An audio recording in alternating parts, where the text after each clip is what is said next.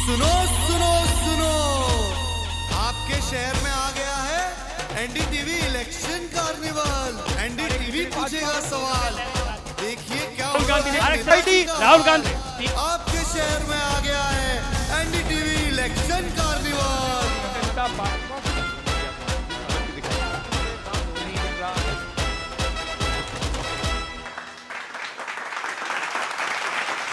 बहुत बहुत शुक्रिया, थैंक यू सो मच।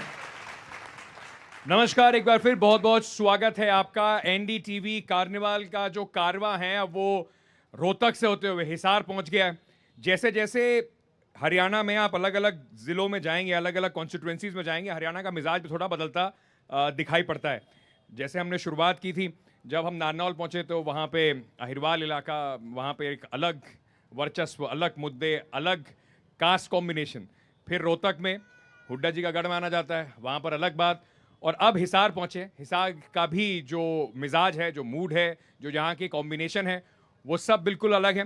तो आपका एक बार फिर से बहुत बहुत स्वागत है। यहाँ से जनता के हमारे सवाल होंगे, हमारे साथ हिसार की जनता भी मौजूद है और जैसा हम हमेशा करते हैं, बहुत बहुत स्वागत है आप सभी का। हमारे साथ कुछ मेहमान भी पॉलिटिकल पार्टीज़ के जुड़ेंगे, उनसे कुछ सवाल जनता भी पूछेगी, हम भी पूछेंगे, समझने की कोशिश करेंगे कि क्यों इस बार किसी भी पार्टी को मौका दिया जाए।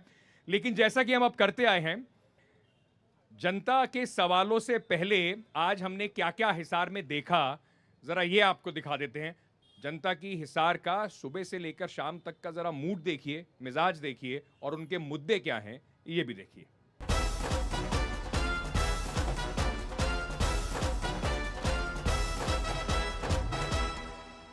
चलो जी, ये लाला दुनीचंद छबील दास जी के पेड़े ज़रूर खा के जाइएगा, क्योंकि ये बहुत ही फेमस पेड़े हैं। तो क्यों हैं ये इतने फेमस पेड़े? अब इलेक्शन पे निकले हैं तो उसका सबसे बड़ा यही बढ़िया चीज़ रहती है कि कई कई जगह का आपको पानी और जायका जो है वो चखने को मिल जाता है। तो आइए चलते हैं अंदर और देखते हैं कि इन पेड़ों में ऐसा क्या है खास। आइए, चलिए पहले आपको दिखा देते हैं कि ये पेड़े दिखते कैसे हैं। नमस्कार सर, क्या हाल चाल है आपके? नमस्कार सर, नमस्कार। आपकी दुकान की बड़ी तारीफ सुनी है। आपका आशीर्वाद है जी। क्या खास है सर इन पेड़ों में? हाथी का पेड़ा जो फेमस है, दानेदार की वजह से फेमस है। हाँ। हाथी का पेड़ा बड़ी दूर दूर तक जाता है। हाँ। सबसे बड़ी बात, जो यहाँ का दूध मिलता है वो बहुत अच्छा मिलता है। निकले मैम, आप भी पेड़े ले आए हैं? Yes, हाँ जी। तो आप do you come here often? अक्सर आती हैं? Yes, I come here many times. The taste and quality is very good, very pure.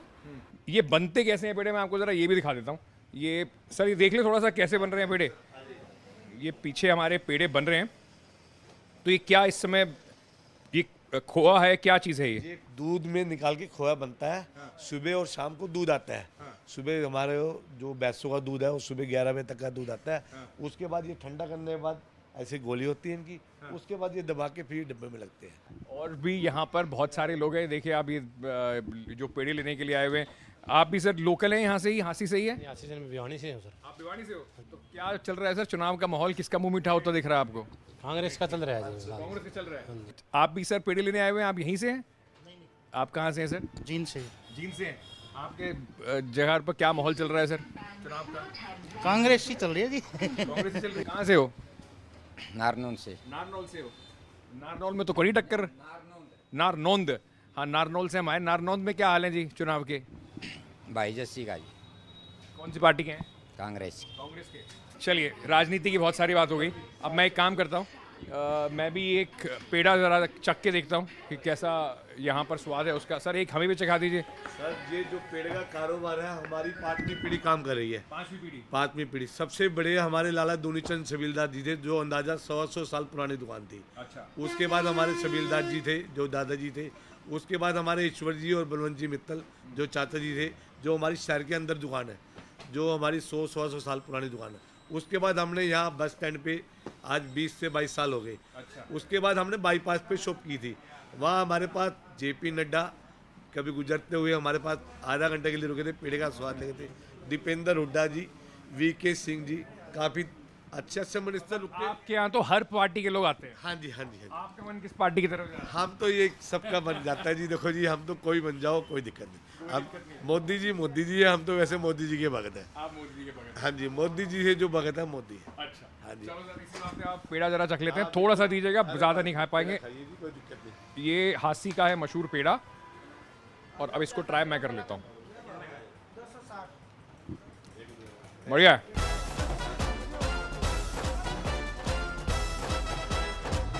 तो जगह जगह जब समझने की कोशिश कर रहे हैं कि हरियाणा में हवा किस तरफ बह रही है और लोगों के मुद्दे क्या हैं, तो हम लोग जब यहाँ से गुजर रहे थे तो मैंने देखा कि इस पेड़ के नीचे थोड़ी सी छाया में शांति से कुछ लोग बैठे हुए हैं, चर्चाएं चल रही हैं राजनीति की। तो हमें लगा कि यहाँ पे जो खेल चल रहा है इनके ज़रिए समझ लें कि किसके हाथ में कौन सी बाजी है, हरियाणा के हाथ में, किस पार्टी के हाथ में कौन सी बाजी है, और किसके पास वो तुरुप का इक्का है कि जब 5 तारीख को वोट पड़ेगा और 8 को जब डब्बे खुलेंगे तो सरकार उसकी बनती दिखाई पड़ रही है। तो क्या खेल चल रहा है, आइए समझ लेते हैं।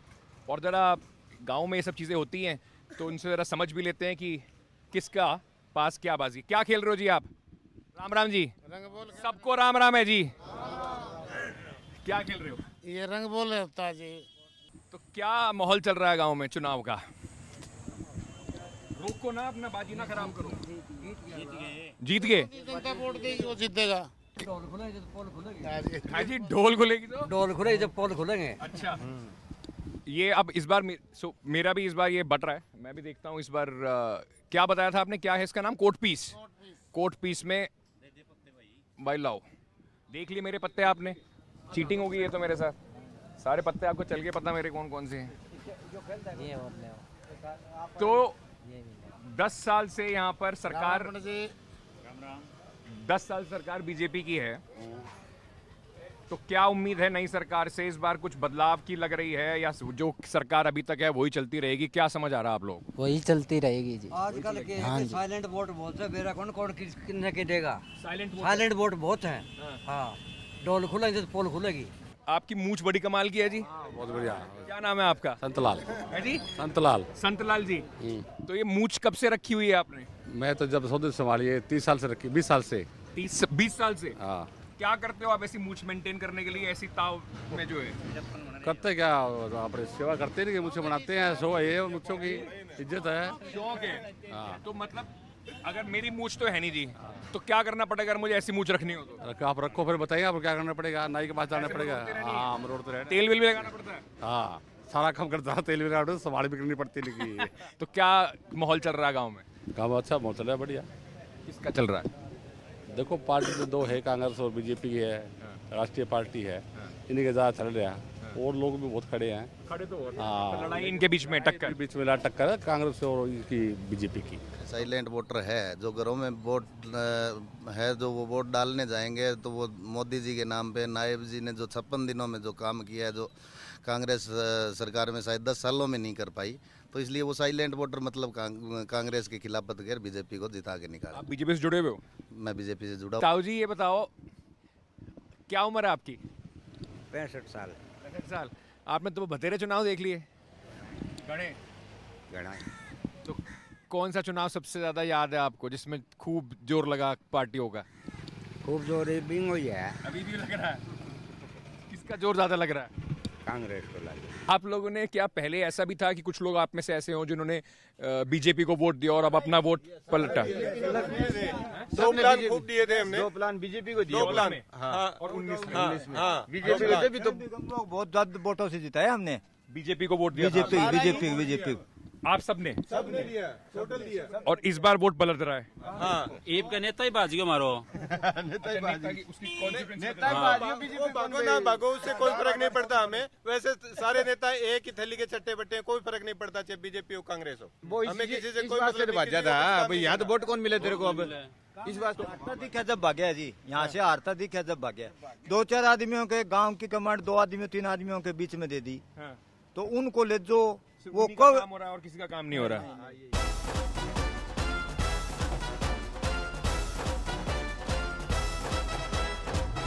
चलिए, तो हमारे मेहमानों का आपको इससे तारुफ करा देते हैं। इस वक्त हमारे साथ कांग्रेस पार्टी से योगेश सिहाग साहब जुड़ रहे हैं। आपका बहुत बहुत स्वागत सर। हमारे साथ भारतीय जनता पार्टी से मनदीप मलिक साहब जुड़ रहे हैं। आपका भी स्वागत है सर। और हमारे साथ जेजेपी से रवि आहूजा जी जुड़ रहे हैं। बहुत बहुत शुक्रिया, आपका भी स्वागत। लेकिन मैं थोड़ा हिसार के बारे में आपको बता देता हूँ। बड़ा इंटरेस्टिंग कॉन्टेस्ट यहाँ पर बन रहा है।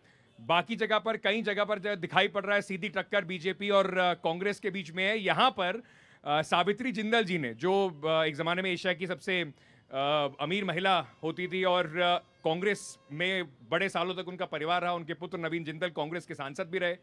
2024 के चुनाव में नवीन जिंदल ने कांग्रेस का साथ छोड़कर बीजेपी का दामन थाम लिया। कुरुक्षेत्र से अब वो सांसद हैं और उनकी माताजी भी उनके साथ कांग्रेस छोड़कर बीजेपी में चली गई।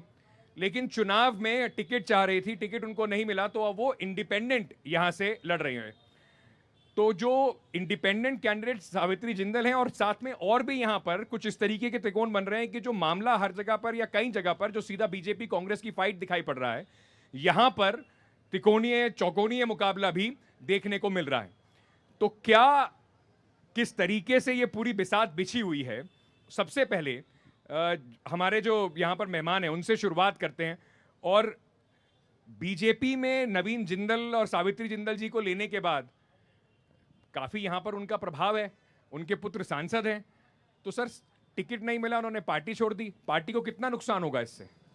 मैं आपको साफ और स्पष्ट तौर से बताना चाहता हूं, किसी के आने और जाने से भारतीय जनता पार्टी को कोई नुकसान नहीं होगा। ये कुछ लोग आए थे और आके चले गए, ये जो हमारे भारतीय जनता पार्टी के मूल कार्यकर्ता हैं। सर सोच के बोलिएगा, उनके पुत्र अभी भी सांसद आपकी पार्टी से ही हैं। उन्होंने ही जो ये हमारे कार्यकर्ता मूल भारतीय जनता पार्टी कार्यकर्ता हैं, ये 2014 में भी थे, 19 में भी थे और 24 में वही हैं। फिर एक बार हम जीत के दिखाएंगे। एक बार फिर से हिसार जीतने का दावा कर रहे हैं। लेकिन सियाग साहब, कांग्रेस को लग रहा होगा सीधी सीधी टक्कर है, खेल जाएंगे। आपकी पुरानी नेता होती थी, बड़ी नेता होती थी, कांग्रेस पार्टी अपना कुनबा जोड़ के नहीं रख पाई। 24 में भी हमने देखा, और अब सावित्री जिंदल जी, अगर उन्हें पार्टी छोड़नी थी तो कम से कम कांग्रेस दरवाजा खोल देती। क्यों नहीं हो पाया सर? ऐसा आपके कैंडिडेट के लिए मुश्किल पैदा कर रही है? देखिए, हमारे उम्मीदवार 2019 में भी रामनिवास राणा जी थे, इस बार भी हमारे उम्मीदवार रामनिवास राणा जी हैं।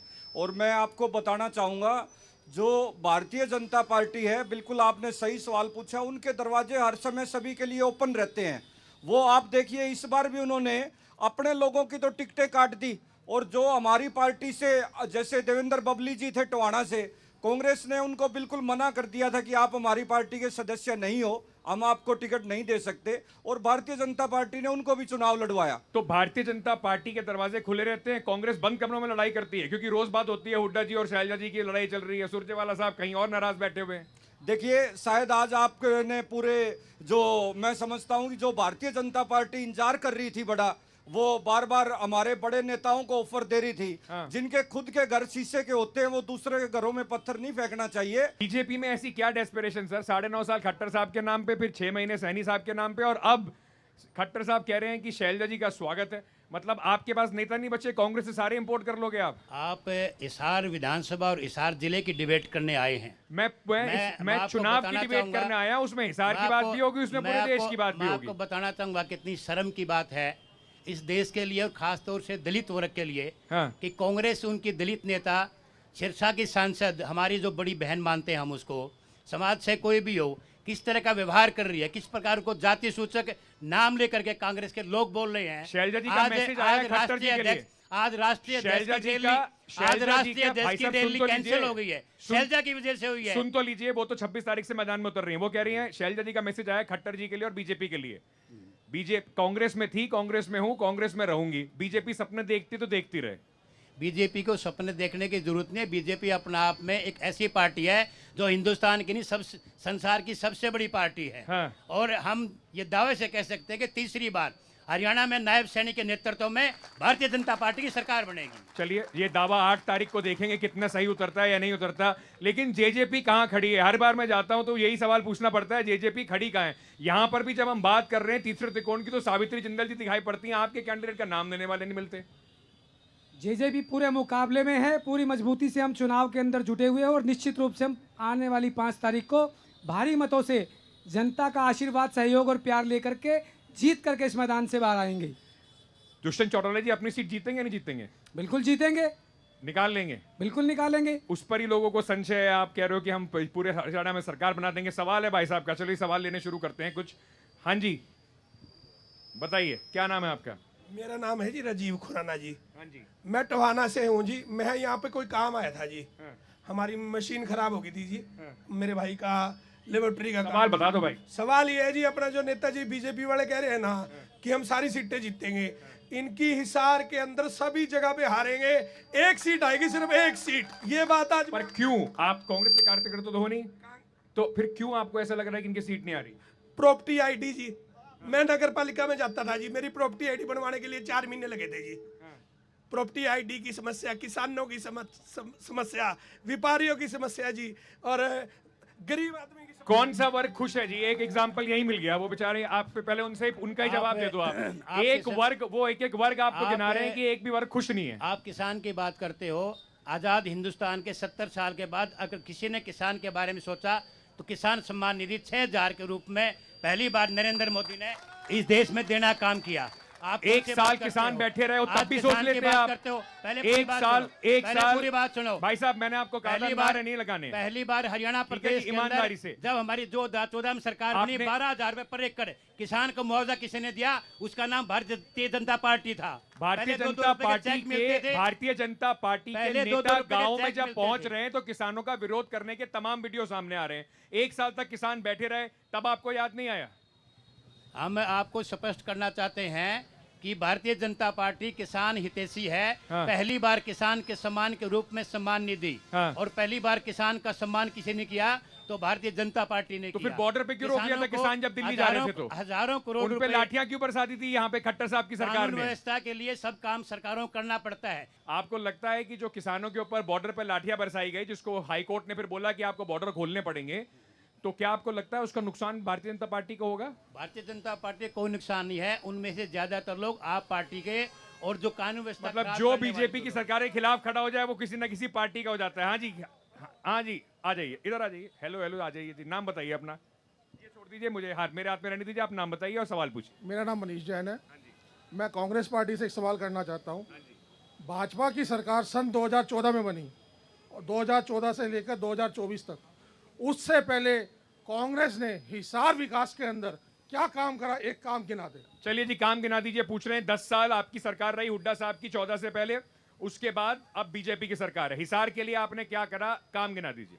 देखिए, हिसार के लिए यहाँ 2 यूनिवर्सिटी थी, तीसरी यूनिवर्सिटी लाला लाजपत राय यूनिवर्सिटी बनाई गई, और उसके बाद मैं बताना चाहूँगा मेरे साथी को, सभी जगह आज जो हालात हिसार में है, 10 साल के दौरान इनसे बस स्टैंड शिफ्ट नहीं हुआ, इनसे सिविल हॉस्पिटल नहीं बना, और हमारे समय में ये सभी जगह जो सारी चीजें जो भाई साहब सवाल आपने करवाई पूछ गई लिया, थी, जवाब होने देने दो। ठीक है और जी, ईमानदारी से आपने सवाल पूछा, जवाब होने देने दो। और उसके बाद आपकी मर्जी है, जिसे वोट देना उसे आप देना, उनका सवाल सुन लो।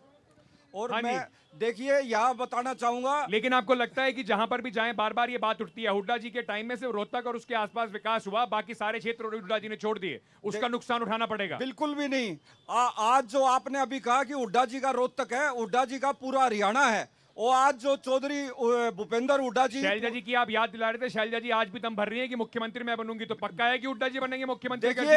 देखिए सभी को, शैलजा जी हमारी वरिष्ठ नेता है, हाँ। और कांग्रेस पार्टी में मुख्यमंत्री थोपे नहीं जाते या डम्मी मुख्यमंत्री नहीं चुने जाते। जैसे 9.5 साल मनोहर लाल खट्टर को हरियाणा ने भुगता और फिर नायब सैनी को बना दिया। हाँ। हमारे विधायकों की राय से मुख्यमंत्री तय होता है, तो विधायक तय करेंगे अपना मुख्यमंत्री। बीजेपी जाएगी, जनता के, भाई साहब सवाल तो सुन लो, पहले आपने जवाब देना शुरू कर दिया।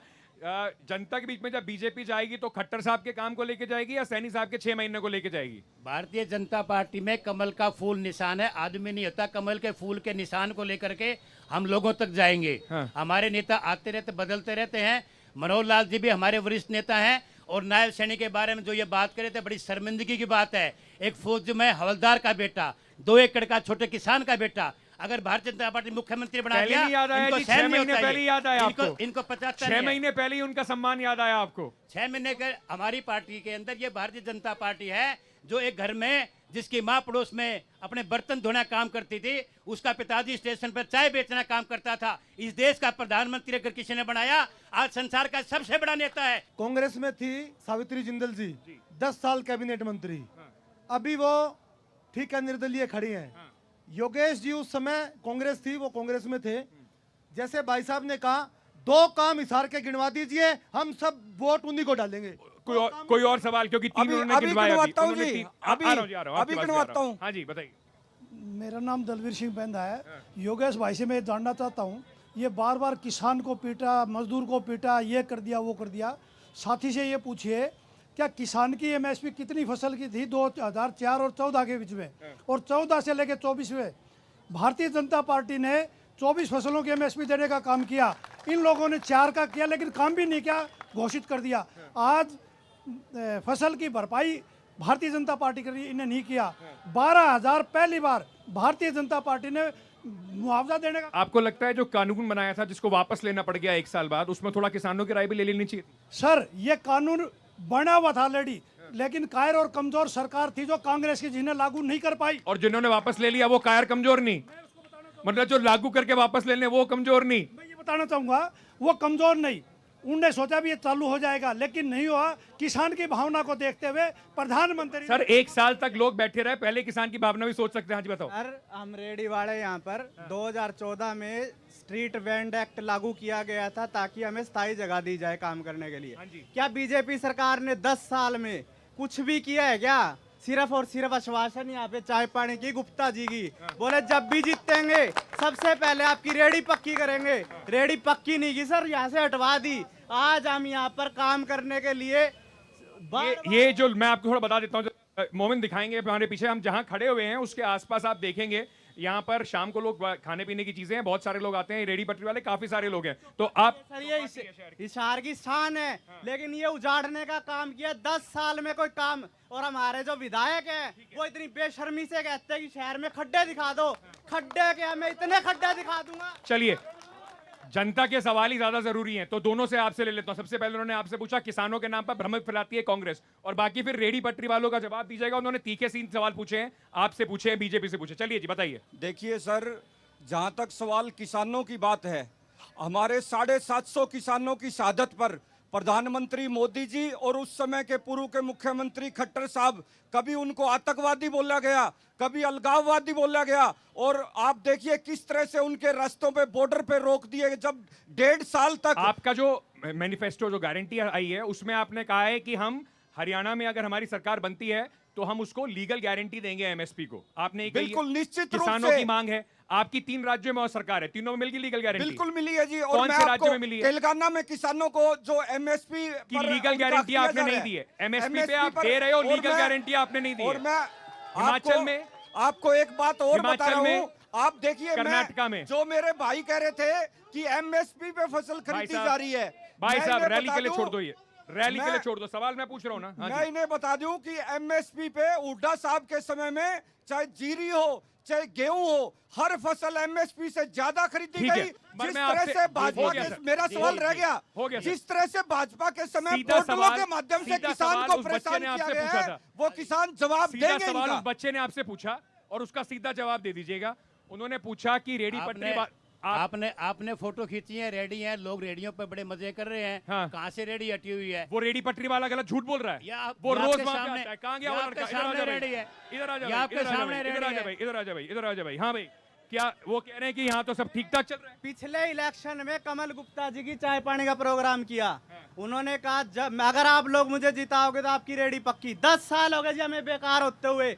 8 बजे तक यहाँ पर ड्यूटी लगा के रखते हैं कि इनकी रेडी नहीं लगने दी जाएगी। तो एक गरीब आदमी बताइए क्या करेगा? जवाब दो जी। ये तो रेडी वाला है, रोज आता है यहाँ पे। बताओ जी। आपको बताना, एक मिनट सुन लो। आपको बताना चाहूंगा, ये हुड्डा की जमीन है डिपार्टमेंट की। उनसे हमने स्वीकृत परमिशन से इनको कहा भी इनको गरीब आदमी काम करने दो। हाँ। ये काम कर तो रहे हैं, कहाँ काम नहीं कर रहे हैं? कहाँ काम कर रही हो? अब ये तो अगर ये चाहे कि इनके रजिस्ट्री करवा दें, कैसे पॉसिबल है? आराम से एक करके। हाँ जी बोलो। बिहार के विकास की बात करेंगे, एयरपोर्ट हमने बनवाया, रुक जाइए। 200 एकड़ से 7200 एकड़ जमीन हमने दी। भाई साहब रुक जाइए। अब विकास के ऊपर आओ ना, बात करो। मार्केट बिहार के विकास की बात करो। वालों की आरटीआई हम लोगों ने ही लगाई थी। ये लोग क्या करते हैं, सबसे ज्यादा गंद मार्केट में रात को ये खिला के जाते हैं। सुबह से शाम तक यहाँ पे कूड़ा मार्केट बना दिया। शहर की जो शान थी, जिसमें हम पूरी मार्केट वाले पैसे खर्चते हैं, यहाँ पर रात को इतना ज्यादा हंगामा और यहाँ पर इतनी ज्यादा गंदगियां खिंडा के चले जाते थे कि सारे शोरूम्स के सामने। तो आपको दिक्कत है कि भाई रेडी वाले यहाँ पे? हाँ जी, आपका क्या? भाई साहब आराम से। गंदगी इतनी खिंडाते हैं यहाँ पे कि यहाँ आसपास वाले सारे। तो वो कह रहे हैं कि वहाँ पे जो आप जो विधायक है वो इन्हें आश्वासन देके गए। रोल नहीं है इसमें विधायक का कानून है सर, ये कानून कोई हो गया भाई साहब, एक ही बात दोनों बोलोगे सबकी थोड़ी हो सकती है। ऐसा है जी, मुद्दा छोड़ो आप, जितने भी एमएलए कैंडिडेट है किसी को वो हमारे चाहे डॉक्टर कमल गुप्ता से पूछ लो, AQI का मतलब नहीं पता कि हमारी हिसार की एयर क्वालिटी क्या है, आज क्या टेम्परेचर है, कुछ नहीं पता। वोट दे दो जी, वोट दे दो, किस नाम पे दे दो, किस काम पे दे दो। मैं हिसार से नहीं हूँ, पहली बात तो मैं HIU का विद्यार्थी हूँ। मैं ये बात कहना चाहता था, जब मैं 5 साल पहले हिसार आया था तो मुझे बहुत खुशी हुई थी कि यहाँ पे एक एयरपोर्ट बन रहा है जिसका उद्घाटन हुआ है, जिसमें मैं जाऊँगा। और बीजेपी सरकार का बहुत धन्यवाद करना चाहता हूँ। मैं उससे तब 5 साल से आज तक एयरपोर्ट में ही घूम रहा हूँ, फ्लाइट में जाता हूँ, फ्लाइट में आता हूँ, मजे कर रखे हैं। बिल्कुल। तो जब फ्लाइट चालू नहीं हुई है वो उस एयरपोर्ट की, कब हो रही है हिसार के एयरपोर्ट पर फ्लाइट चालू? हिसार के एयरपोर्ट की 200 एकड़ जमीन थी, हमने उसको 7200 एकड़ में तब्दील करवा दिया है। हिसार पे एयरपोर्ट का पहला फेज जो था वो उसको हमने कुछ फीट से 10,000 फीट बढ़वा दिया है। पहले 1500 की विजिबिलिटी थी, जो जहाज दिन में 12 बजे के आसपास उतर सकते थे, हमने उसको 5000 की विजिबिलिटी करवा दिया है। अब जहाज रात को उतरेगा, दिन में उतरेगा। हमने लाइसेंस के लिए 15 लाख रुपये, अरे सुनो तो बात पूरी। उतरेगा हमने 15 लाख रुपए लाइसेंस के लिए गवर्नमेंट ऑफ जो एयरपोर्ट अथॉरिटी ऑफ इंडिया में जमा करवा दिए 24 जून को 2024 को। आपको पता है लाइसेंस आएगा, जहाज पता है कि 5 साल 14 जहाज अयोध्या के लिए बुक हो चुकी हैं। लाइसेंस आते ही चुनाव खत्म से पहले 14 हवाई जहाज यहाँ से अयोध्या के लिए उड़ के जाएंगी। अभी तक काम होता है। एक मिनट, ये कमाल की बात कही भाई साहब, बिल्कुल रिकॉर्ड है ये। कैसे बुक हुए? कैसे बुक हुए? लाइसेंस अभी हवाई जहाज चल नहीं रहा, कौन सी एयरलाइन आएगी वो पता नहीं, लेकिन हवाई जहाज बुक हो गए। हमने लोगों मतलब हवा में कुछ भी उड़ा दो। हमने लोगों से अपील करी, लाइसेंस अप्लाई कर दिया है, जिसको जाना है वो अपनी, भाई साहब आपका हो गया, ये लोगों ने बुक करवाए हैं, अपनी मर्जी से करवाए हैं। मैं भी जाऊंगा उसके अंदर। मैं कांग्रेस वाले भाई से पूछ रहा हूँ, हमने परसों टीवी पे देखा था 20,000 वोट जो मिलेगी उसमें हम 20 नौकरी देंगे, तो क्या नौकरी बेचेंगे? ये खर्ची पर्ची की बात करते हैं। कांग्रेस के टाइम में कहते हैं नौकरियां खर्ची पर्ची से मिलती थी, अब ये बयान जाने लगा कि 1000 वोट दो 20 नौकरी लो। अब क्या ये लेन देन का होगा? रिश्वत दे रहे हो आप वोटर्स को? देखिए वो नीरज शर्मा जी का उसी समय स्पष्टीकरण आ गया था, और यहाँ पर्ची खर्ची का कोई सबूत भाजपा वाले नहीं दे पाए, और हमने इनको अटैचियों के प्रूफ दिए और पर्चे लीक के प्रूफ दिए। इतनी अटैचियां पकड़ी गई है स्टाफ सिलेक्शन में। सर हो गया, जवाब दे दिया, बताइए। सर मैं एक ही बात पूछना चाहता हूँ, ना मेरे को कांग्रेस से कोई लेना, ना कोई बीजेपी से। मेरा सबसे बड़ा मुद्दा यही है, हर टाइम इलेक्शन के टाइम कांग्रेस या बीजेपी या अदर पार्टी वो एक ही ऑप्शन उठाती है, या तो मंदिर को लेके, धर्मस्थान को लेके, या फिर वो किसान को लेके, या युवाओं को लेके। इनको इलेक्शन से मतलब है या फिर इनको वोट से? भाई वोट से ही मतलब है, क्योंकि तभी चुनाव जीतेंगे। हाँ जी बताओ। सर मेरा क्वेश्चन मलिक जी से है। स्वास्थ्य मंत्री हिसार से थे और मेरी मिसेस प्रेग्नेंट है। अब मैं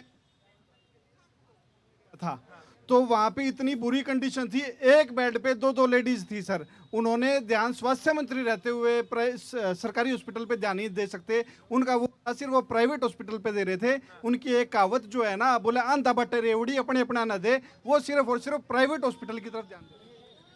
ये तो जरूरी था ना सर, अस्पतालों का आप ध्यान नहीं रख पाए। वो भाई साहब उनकी वाइफ प्रेग्नेंट है, मतलब उनसे बेहतर एक्सपीरियंस तो किसी का होगा नहीं। मैं आपको जानकारी दूंगा, हिसार के अंदर 30 एकड़ से भी ज्यादा एयरपोर्ट के साथ लगते हुए जो स्काडा का हमने तीसरा वाटर जो टैंक बनवाया, उसके साथ में सरकारी हॉस्पिटल बनेगा, बहुत बड़ा हॉस्पिटल बनेगा। मतलब बनेगा 5 साल बाद, तो लेकिन प्लानिंग तो हर चीज की होती है ना। अगले 5 साल के लिए 5 साल में क्या किया वो ना पूछे। हमने वो 5 साल का भी झेल क्या? हमने 5 साल में तो यहाँ जो भी आपसे सवाल पूछो आप कहते हो कि 5 साल में हम ये 40 MLD का हमने सीवरेज ट्रीटमेंट बनाया। कांग्रेस कहाँ गई थी? ये हमने शमशान घाट को सौंदर्यीकरण करवाया, कांग्रेस कहाँ गई थी? आयुष्मान कार्ड दिया हमने, 5 लाख तक का फ्री बीमा हुआ, ये कांग्रेस कहाँ गई थी? मनदीप जी जनता की आवाज सुन लीजिए, 5 तारीख को नहीं वोट देना है। हॉस्पिटल में प्राइवेट इलाज होता है। आवाज सुन लीजिए, 5 तारीख को वोट नहीं देना है। बताइए। मैं बिल्कुल कहता हूँ 5 लाख रुपए तक का फ्री इलाज होता है हिसार के अंदर। सुन लीजिए सर, ये इनकी आवाज आपसे और मेरे से ज्यादा जरूरी है। सुन लिया, इनकी मिसेज की तबीयत खराब है, मैंने सुन लिया। सर कितनी बार बताओगे बात? प्राइवेट हॉस्पिटल में जाओगे 5 लाख का वोटर, ये वोटर है सर, ऐसे उससे बात करेंगे कैसे काम सर? चलेगा? 5 लाख का वो बता रहे हैं का आयुष्मान कार्ड बना हुआ है। आप किसी हॉस्पिटल जाइए, आपको फ्री कैशलेस इलाज मिलेगा। बोल दिया आपने, अब सुन लो। हिसार में अल्ट्रासाउंड का रेट है 1200 रुपए, भिवानी में 500। स्वास्थ्य मंत्री हिसार का रहते हुए अल्ट्रासाउंड के रेट आप सही नहीं कर सके। आयुष्मान ना बने तो क्या करे सर? मतलब जिसको आयुष्मान कार्ड ना हो वो क्या करे? कुछ ना करे, अपना जुगाड़ करे। मतलब बहुत बढ़िया सरकार। हाँ जी सर, आधुनिक युग के अंदर 2014 के अंदर भारतीय जनता पार्टी बनी, जिसने बहुत आधुनिक युग के अंदर बनी बहुमत के साथ, पर उन्होंने हरियाणा के अंदर एक पोर्टल राज चलाया। हरियाणा के अंदर पोर्टल राज चलाया, जिसके तहत अगर कोई तहसील में जाता था, जब तक उसका पोर्टल के अंदर मैसेज नहीं आएगा तो उसकी रजिस्ट्री नहीं होगी। मैंने वहाँ लोगों को रोते हुए देखा है, रजिस्ट्री का टोकन नंबर आ जाता है। बड़ा पोर्टल का मुद्दा बहुत बड़ा है पूरे हरियाणा में। बताओ भाई। मैं तो ये कहना चाहता भाई बड़ा लंबा है यार तू। क्या हाइट है तेरी? 6'7" खिलाड़ी है जी। क्या खेलता है? बास्केटबॉल खेलता है सर। मतलब मुझे ना लंबे लोग मिलते हैं थोड़ा अजीब लगता है, इतना लंबा खड़ा हो गया। बताओ सवाल क्या है? हरियाणा है, खिलाड़ियों का देश है सर। मैं ये कहना चाहता हूँ, यहाँ पे बात कर रहे हैं एयरपोर्ट की, चलो वो सब छोड़ दो, आप रोडों पे गड्ढे देख लो, इतने गड्ढे हैं यहाँ पे। मतलब आप बात करते हो एयरपोर्ट की, चलो वो हमने एक साइड रख दी, रोडों पे गड्ढे। मेरे सामने यहाँ पे ऑटो रिक्शा पलटती देखी है मैंने, बिजली के खंभों में से तार की वजह से कई लोग मरे हैं यहाँ पे। बता दिया सर आपने। बहुत सारे बीजेपी के कार्यकर्ता बैठे हैं, ये आम जनता है सर, यही वोटर है आपका। मेरी और आपकी बहस से ज्यादा इनका जरूरी है। हम कुछ भी कहते रहे, तय इन्हें करना है। बताओ जी, आराम से। सर, बिजली के खंभों पे नंगे तार हैं। मेरे सामने एक लड़के का मर्डर हो गया। करंट लग गया उसे, करंट लग गया। लेकिन एक सवाल आपसे है। आपने देखा कि कितने सारे सवाल आ रहे हैं, बीजेपी के लिए बहुत सारे आ रहे हैं, कांग्रेस के लिए बहुत सारे आ रहे हैं। वोटर जो होता है उसका मन टटोल के समझ में आ जाता है कि हवा किस तरफ बह रही है। जेजेपी से एक सवाल पूछने वाला कोई नहीं है। कहाँ खड़े हो आप 4.5 साल सरकार में रह लिए उनके साथ, फिर बदल के आ गए कुर्सी इधर। अब लोग पूछ रहे हैं किधर जाएगी जेजेपी, ये नहीं पता, और जेजेपी का होगा क्या ये भी नहीं पता। देखिए, हिसार के अंदर जो मौजूदा मेयर थे वो भारतीय जनता पार्टी से गौतम सरदाना जी थे, और जो हिसार से विधायक थे वो डॉक्टर कमल गुप्ता जी थे। इन दोनों मेयर और विधायक ने दोनों ने मिल करके जो हिसार की जनता के साथ किया है। हमारा हिसार मेरा सवाल नहीं समझा। मैं आपको कह रहा हूं कि जनता ही आपको खेल में नहीं मान रही, तो आपका फ्यूचर क्या है? देखिए, जनता तो यहाँ पर जो तमाम कार्यकर्ता हैं वो भारतीय जनता पार्टी के हैं या फिर कांग्रेस के हैं। इनमें आम जनता कोई भी नहीं है। कार्यकर्ता भी हो सकते हैं पर वो वोटर भी है और जनता भी है। रेडी वाला किसका वोटर है, ये भाई किसका वोटर है? वोटर को हमेशा तमगा मत पहनाया करो कि कौन सी पार्टी का कौन सी का नहीं। भाई साहब मुस्कुरा रहे हो आप, क्या नाम है आपका? सुनील वाधवा जी। सुनील वाधवा जी, क्या हालचाल है? बिल्कुल फर्स्ट क्लास। तो वाधवा जी मुस्कुराते हुए क्या आप सोच रहे हो? आप सोच रहा हूँ बैठे हैं मारुति आपने खड़े कर रखे हैं, किसी काम के नहीं है जी।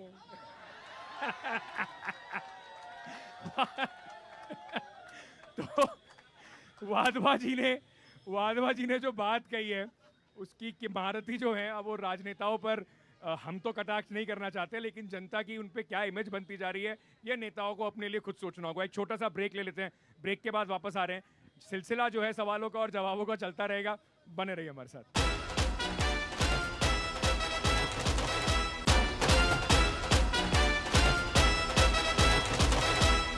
चलिए तो एक बार फिर से स्वागत है आपका। इस वक्त हिसार में है और गर्मा गर्म बहस चल रही है लोगों के सवालों के साथ। जरा एक बार थोड़ा जोश और ताली बजा दीजिए, पूरे देश की जनता हिसार को देख रही है इस समय।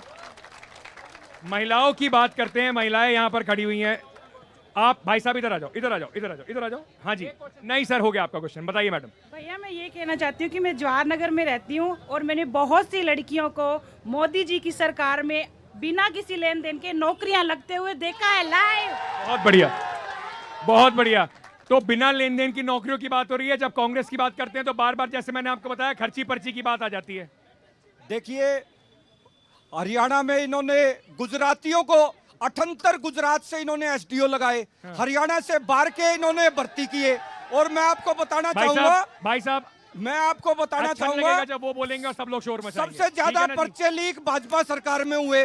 और जो इन्होंने ये बार बार पर्ची खर्ची करते, कोई सबूत दीजिए। इन्होंने तो भर्ती नहीं की, 2 लाख पद खाली है हरियाणा में आज भी। ये कह रहे हैं कि 78 गुजरातियों को लगाया गया। अगर कोई पॉलिटिशियन ये बात कहता है तो उससे अनपढ़ कोई नहीं, क्योंकि वो गेट स्कोर पे सारी रिक्रूटमेंट हुई और इन अनपढ़ लोगों ने, जो वाजिब लोग थे, पढ़ने वाले बच्चे थे, उनको इस बात पे रूल आउट कर दिया गया कि ये बाहर के लोग लगाएंगे, जबकि वो गेट स्कोर पे लगी हुई रिक्रूटमेंट थी। उसका नुकसान आज तक लोग वो डोमिसाइल की सीमा तो हरियाणा में आप कह रहे हैं कि 15 साल से हरियाणा में घटाकर 5 उचित लोग साल नहीं कर दी है। गई थी। वो आपको ये पता होना चाहिए। ऑल इंडिया मेरिट थी, वो ऑल इंडिया मेरिट थी। आप एक एक बच्चे का स्कोर, गेट स्कोर जांच सकते हैं रोल नंबर से। ठीक है, ठीक है। हाँ जी, आपका हो गया। हाँ जी, बताओ। युवा है यार, तेरे को तो अपनी बात और जोर से उठानी चाहिए। क्या नाम है? शुभम। शुभम, क्या करते हो? मैं एचयू में पढ़ता हूँ। पढ़ते हो? तो एक पढ़ाई करते हो स्टूडेंट के नाते, जो भी सरकार आएगी उससे क्या उम्मीद है? नौकरियां निकाले। और सर ये उम्मीद है कि हम एचयू में पढ़ते हैं, एग्रीकल्चर के स्टूडेंट हमारी एडीओ की पोस्ट निकलती है, एग्रीकल्चर डेवलपमेंट ऑफिसर। 400 450 कुछ पोस्टें आई थी, उसमें शायद 40 या 50 बच्चे लग पाए, बाकी ने कह दिया कि इससे ज़्यादा नहीं लग पाएंगे।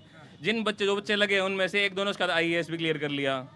तो पोस्ट खाली पड़ी है और उन भर्ती नहीं हो रही। हाँ जी, मैं ये जानना चाहता हूँ बीजेपी वालों से कि बीजेपी जब से आई है 2014 से पावर में, गरीब और अमीर के बीच की खाई है इतनी बढ़ रही है।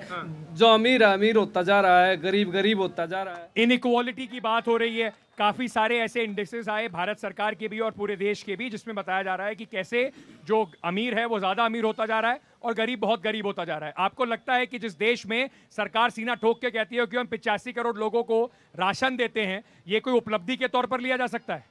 हम हिसाब लेकर के आए हैं, ये खाली आए हैं। आपसे जो 1800 करोड़ रुपए हिसार में लगा दिया हमने, 1800 करोड़ रुपए। भाई साहब, जवाब नहीं है तो आप कह दो जवाब नहीं है, पर कम से कम ऐसे उलझाओ। मैंने आपसे पूछा, हम हिसाब दे रहे, हिसाब लगातार जो उस भाई ने सवाल पूछा, अमीरों और गरीबों में खाई बढ़ती जा रही है। सरकार क्या 85 करोड़ लोगों को अगर राशन देती है तो उपलब्धि है क्या किसी देश में? नहीं, उपलब्धि किसी गरीब आदमी को और उसको सहायता मिल जाए तो ये कोई गलत बात है? कोई उन्हें सक्षम करना, इस लायक बनाना कि लोग खुद कर सके, वो उपलब्धि नहीं है। नहीं, लेकिन 85 करोड़ लोगों को राशन देना उपलब्धि है। सीसवाड़ गांव में एक आदमी मिला। मैंने कहा भाई वोट किसको दे रहे हो? बोला मोदी को। मगर जी मोदी का चुनाव तो नहीं है। बोला जब मैं गरीब था और मुझे पास कोई साधन नहीं था, मजदूर था, मेरी सब खत्म हो गई थी, मुझे राशन नरेंद्र मोदी ने दिया थी, इसलिए कमल बहोल वोट दूंगा। बिल्कुल सही बात है। यानी कि आप खुद ये बात मान रहे हो, आप मेरे साथ रुपया में मिला दूंगा, खट्टर चलेगा ना सैनी बीजेपी के लिए। और वर्ल्ड में हमारे जो हम पांचवें नंबर पहुंच चुके हैं, आने वाले समय 30 नंबर पे जाएंगे। हमने गरीबी रेखा को घटाना का काम किया है। कांग्रेस ने यहाँ गड्ढे खोद के जा रही है, वो गड्ढे तो भरते भरते से भरेंगे। हो गया सर, आखिरी 2 सवाल मेरे को लेने। एक सवाल आप बता दो। आ रहा हूँ जी, आ रहा हूँ। देश की ताकत बढ़ेगी। बताओ जी, बताओ। देश की ताकत बढ़ेगी, हिसार देश का हिस्सा है। अभी ये बीजेपी के ये हो जाएगा। रुक जाओ जी। हाँ, ये बोल रहे थे 5वें नंबर पे, क्या कहते हैं, हिसार में 5वें नंबर पे आएंगे? हिसार पे नहीं कह रहे जी, ये कह रहे देश की इकोनॉमी पहुंच गई है। वैसे हिसार की बता रहा हूँ, 5वें नंबर पे ही आएंगे। हाँ जी, एक इनसे सवाल है मेरा। बताइए। ड्राइवरों के लिए इन्होंने जो बढ़िया गाड़ियाँ हैं, एक गाड़ी का पर टन पे 22,000 रुपये का चलान है, जो कि ड्राइवर या गाड़ी मालिक 10,000 रुपये 250 किलोमीटर में कमाता है, और उसका ये चलान कम से कम 22,000 रुपये पर टन का करवाते हैं। कौन कराता है? ये बीजेपी वाले। तो क्यों? ओवरवेट की वजह से? ओवरवेट की वजह से। भाई साहब, ओवरवेट तो ले जाना गलत है ना? ओवरवेट नहीं ले जाते, ओरन कांग्रेस ने चोरी सिखा रखी है ना इनको।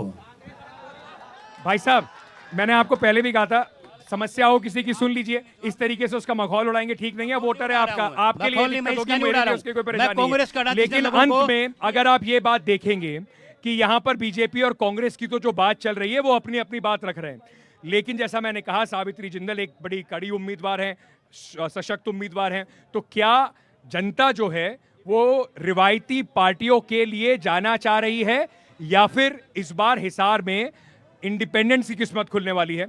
5 तारीख को वोट होगा, 8 तारीख को नतीजे निकलेंगे, और जब नतीजे निकलेंगे तब देखेंगे कि हिसार में किसकी किस्मत चमकी है। बहुत बहुत शुक्रिया हमसे बात करने के लिए। सबसे पहले मैं आपसे पूछना चाहूँगा, सावित्री जिंदल बड़ा नाम है हिसार के लिए, फॉर्मर मिनिस्टर रह चुकी हैं, आप MLA रह चुकी हैं, आपका परिवार का बहुत बड़ा नाम है, तो ऐसी क्या इस बार स्थिति बनी कि आपको एक इंडिपेंडेंट के तौर पर चुनाव लड़ना पड़ रहा है?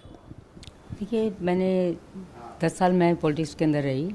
शुरू में जिंदल साहब चुनाव लड़ते थे, उनके जाने के बाद मैं लोगों के बीच में आई, और बीच में एक बार मैं चुनाव हार गई थी 2014 वाला। 19 में फिर मैंने चुनाव नहीं लड़ा, अब क्या मेरे सभी लोगों का यही राय थी सबकी कि आपको चुनाव लड़ना है, मेरे हिसार परिवार की। तो अब क्या उनके कहने से मैं इस चुनावी मैदान में कूद पड़ी। मैं भी जब अंदर आ रहा था आपके ऑफिस में तो मैंने देखा एक तस्वीर है जिंदल साहब की राजीव गांधी के साथ। बहुत साल पुराना आप लोगों का कांग्रेस के साथ रिश्ता रहा। पिछले चुनाव में हमने देखा कि उस वक्त आप नवीन जिंदल जी भी और आप भी बीजेपी में शामिल हुए और अब आप वापस इंडिपेंडेंट लड़ रही हैं। तो क्या ये इसको बगावत के तौर पर देखा जाए बीजेपी के खिलाफ? और अगर आपको वापस आना था चुनाव लड़ने के लिए तो क्या कांग्रेस आपके लिए रास्ता नहीं? देखिए, बगावत वाली कोई बात नहीं है। बस मैंने तो अपने हिसार परिवार के मेरे लोगों ने जो कहा मैंने उनका कहना माना। उन लोगों का यही था कि हमें कुछ भी हो चुनाव लड़ना है। तो आपको मालूम है कि बीजेपी से डॉक्टर साहब लड़ रहे हैं और कांग्रेस से राणा साहब को टिकट मिली है। तो मेरे लोगों ने यही कहा कि चुनाव लड़ना ही लड़ना, छोड़ना नहीं है। तो इंडिपेंडेंट के अलावा कोई चारा नहीं था, तो मैं उनके कहने से। किसको आप अपनी मेन ऑपोजिशन या मेन टक्कर मान रही हैं? कांग्रेस से आज सीधी लड़ाई है, बीजेपी से सीधी लड़ाई है हिसार में? देखिए, मेरी किसी से कोई लड़ाई नहीं है। हम लोग अपना चुनाव लड़ रहे हैं और ये मेरा चुनाव नहीं, मेरी हिसार परिवार का चुनाव है। वो लोग अपना चुनाव लड़ रहे हैं। आपको मजबूत स्थिति में देखा जा रहा है और कुछ लोग ये भी कह रहे हैं कि देखिए बीजेपी कहीं ना कहीं शायद चाहती थी कि आपको टिकट मिले लेकिन अपने कैंडिडेट का टिकट नहीं काट पाए। तो अगर उनके कैंडिडेट कमज़ोर पड़ते हैं तो सावित्री जी जीत भी जाएंगी तो बीजेपी का समर्थन करेंगी? नहीं, अभी तक ऐसा कुछ भी सोचा नहीं है और ये मेरा हिसार परिवार निर्णय लेगा कि क्या करना है। मैं तो इस समय हिसार परिवार की तरफ से ही उनकी प्रत्याशी हूँ। उन्होंने मुझे चुनाव मैदान में खड़ा किया है और वही मेरा चुनाव भी लड़ रहे हैं।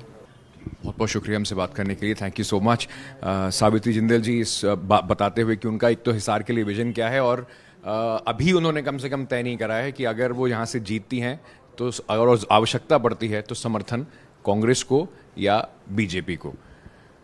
अंकित त्यागी, NDTV।